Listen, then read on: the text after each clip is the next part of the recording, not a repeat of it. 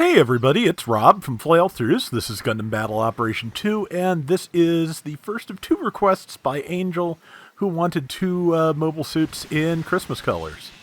And this has occurred. I am currently in a Hizack with the Zaku Machine Gun Kai and the Beam Saber, which is one of the two official loadouts it uses. Haven't used it that way in forever, so seemed like a good choice. Was trying to come up with things I have not run in a very long time, and yeah, this was one of them. And here's another Hizack in much more sensible colors that is fighting me, and I'm pretty sure has exactly the opposite loadout. I'm pretty sure they're running Bazooka and Heat Hawk, which is not bad. Although I don't remember if Hizack actually ever ran the Bazooka in Zeta Gundam. Mostly you saw them either with the, what's called here, the Marasai beam rifle, but first showed up with the Hizack, or with the machine gun and beam saber. So it basically the lore became that it could only use one or the other at a time, even though this was never actually said in the show. It's just that they had those two mixed loadouts, and you always saw one or the other. But so far, so good. Managed to get a kill already. We got ambushed by this Red Rider when the round started, and I am perfectly happy to help number 4 hunt them down. That's right. That's a Pale Rider Dillahan. Haven't messed with that in a long time either. I should see if I can get something with it at some point. But yeah, it's.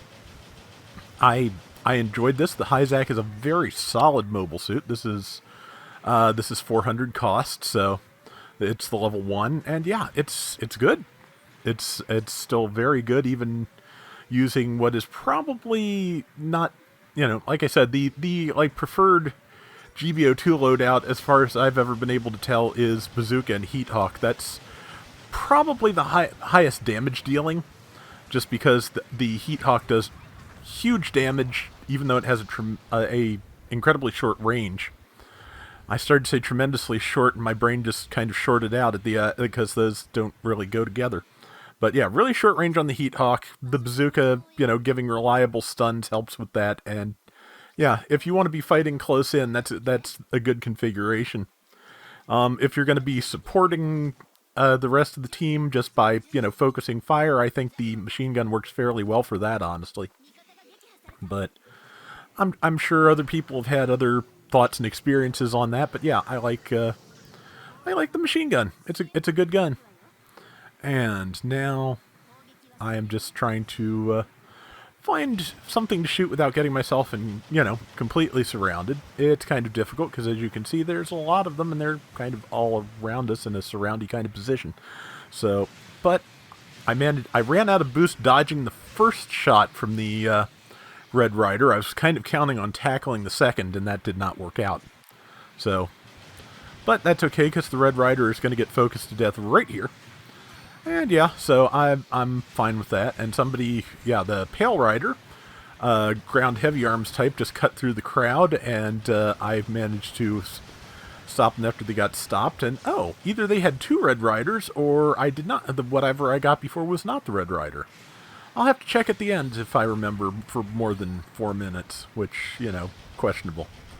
But yeah, this is, like I said, the machine gun's pretty good for, focusing things with the team, finishing things off, that kind of thing. So, yeah, I was going to try and get some repairing done, but support fire came out, and yeah, may as well not. So, back to the other side. It also has pretty good range, so I can be shooting from over here. And, yeah, like I said, good gun. And it has decent grenades, as you can see. 1,000 damage. And I think the Gym Dominance has decent ballistic defense, probably. And, yeah, this is... That Hizack was not ready for me to just neutral it in the face. So, I was... That kept me alive for a second. And number 5's coming over to help, so... Yeah, I don't think I'm going to have to worry too much about this Hizack. Blew the shield, but did get out of the way of my ally. And now I'm trying not to cough so I don't have to start this over, because I think the commentary's going pretty well.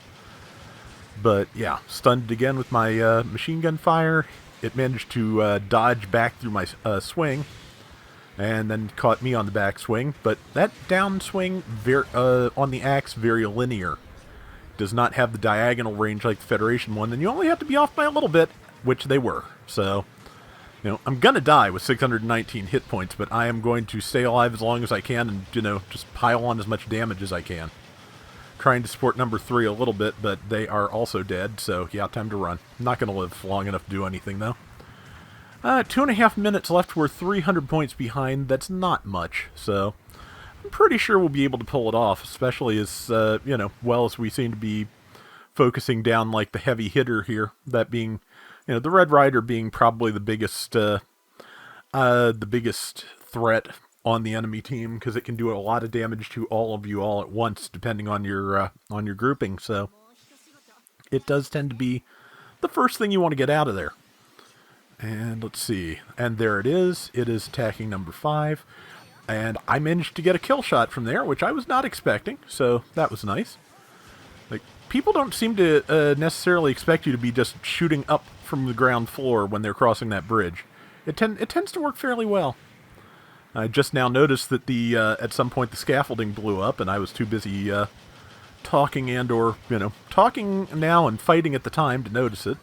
Yeah, that's another one. So we are still very slightly behind, but again, because we're managing to focus things and get things like this Hizak alone, the team that I've had that happen to me so many times, the enemy team was so intent on focusing somebody to my left that they did not pay attention to their Hizak desperately needing help.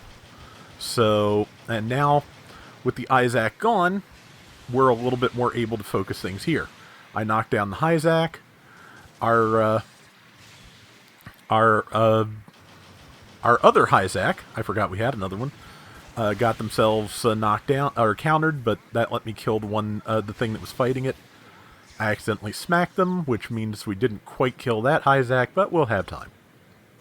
And, again, trying desperately not to cough here. I did it anyway, and I'm going to edit that out. It should be very visible on the waveform.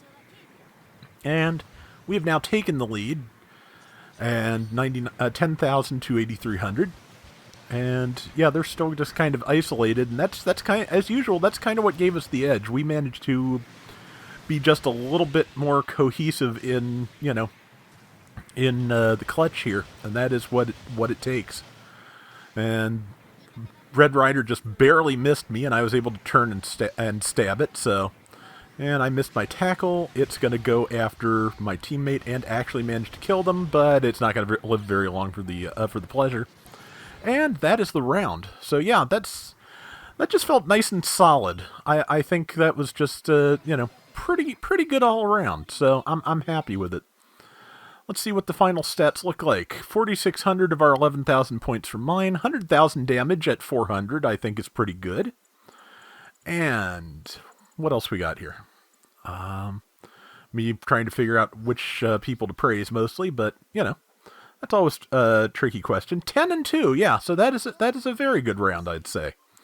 So that is going to do it for today's Gundam Battle Operation 2. I think this is running on Christmas, so Merry Christmas to everybody. Until next time, everybody take care and have fun. Later.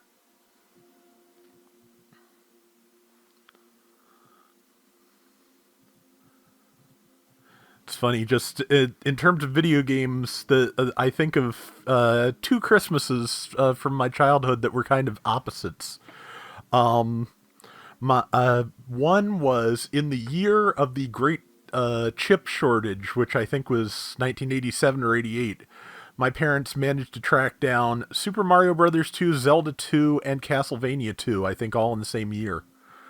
I'm pretty sure those all came out about the same time. At any rate, it was a Christmas of 2s, and I was amazed that they'd managed to find so many of them. Might have been Mega Man 2 in place of one of those. I can't remember. But and then there's the opposite Christmas, which was also built around a 2, which was the year Sonic 2 came out. I got that for Christmas, and unfortunately they found it at KB Toys, which always marked up games a little bit, and but they tended to mark other things down pretty aggressively. So my brother got the entire first wave of the Incredible Crash Dummies figure line. He got Generation 2 Optimus Prime, which I never wound up getting one of for myself. And I think something else. And I got Sonic 2. You know, it in terms of money, it was with the same amount of money. As an adult, I definitely get it. As a child, that was, that it was Sonic 2 was fun, but it kind of bummed me out a little bit.